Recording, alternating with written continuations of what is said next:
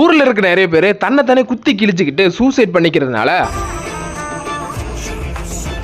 அந்த கேஸை நம்ம ஹீரோ தான் எடுத்து இன்வெஸ்டிகேஷன் பண்ணிட்டு இருக்கான். எந்த ஒரு லீடுமே இல்லாமல் வீட்டில் புலம்பிட்டு இருக்கும்போது தன்னோட ஃப்ரெண்டுக்காரன் வந்து எனக்கு அந்த கேஸை பற்றி ஒரு லீடு தெரியும் அப்படின்னு சொல்லி ஒரு கதையை சொல்ல ஆரம்பிக்கிறான். அதாவது முன்னாடி மார்ட்டின்னு ஒருத்தர் இருந்தான். அவனுக்கு செஸ்னா ரொம்ப பிடிக்கும், எப்பவுமே ஜெயிச்சுக்கிட்டே இருக்கணும்னு நினைப்பான். அந்த நேரத்தில் தான் தன்னோட தம்பி கூட செஸ் விளையாடும் போது தம்பிக்காரன் அண்ணனை தோக்கடிச்சிட அண்ணனுக்கு செம்ம கோவம் வந்து தம்பியவே போட்டு தள்ளிடுவான். அவன் எப்பவுமே ஒரு புக்கு படிச்சுட்டே இருப்பான். அந்த புக்கில் பார்த்தீங்கன்னா ஜப்பானை சேர்ந்த அரசன் தன்னோட எனிமிங்களோட கையில் கத்தியை கொடுத்து தன்னைத்தானே போட்டு தள்ளிக்கும்படி ஆர்டர் போடுவார்.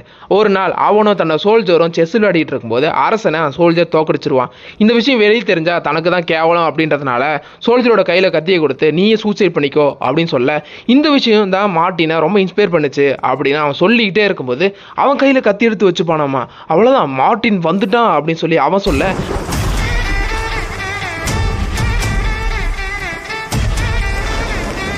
வெளியே இருந்து பார்த்தா உள்ள ஒருத்தன் வருவான்.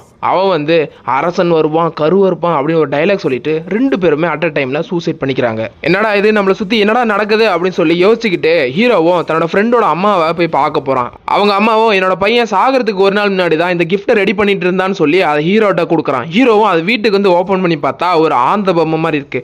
கோவத்தில் அதை கீழே போட்டு உடச்சிட அதில் ஒரு பாஸ்வேர்ட் லாக் இருக்கு. அதை இப்படியே சால்வ் பண்ணி அதில் ஃபோன் நம்பர் இருக்கு. அந்த அட்ரஸை கண்டுபிடிச்சி ஹீரோ போய் பார்க்குறான். அங்கே ஒரு சைக்காட்டிஸ்ட் தான் இருக்காரு. எனக்கு மார்ட்டின் யாரை பற்றியும் தெரியாது அப்படின்னு சொல்ல இவனும் நடந்த விஷயங்களை எல்லாத்தையும் சொல்றான். அப்போதான் அவன் சொல்றான் ஜப்பான்ல ஒரு அரசன் இருந்தாரு அப்படின்னு நீ திரும்ப இந்த கதையை சொல்லிட்டு இருக்க.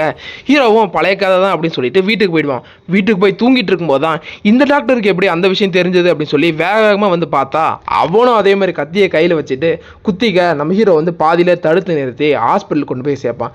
ஏன் இப்படி பண்ண அப்படின்னு ஹீரோ மிரட்டி கேட்கும் போது தான் அவன் சொல்லுவான் மார்ட்டின்றது என்னோட ஃப்ரெண்டோட பையன் தான் அப்படின்னு சொல்லி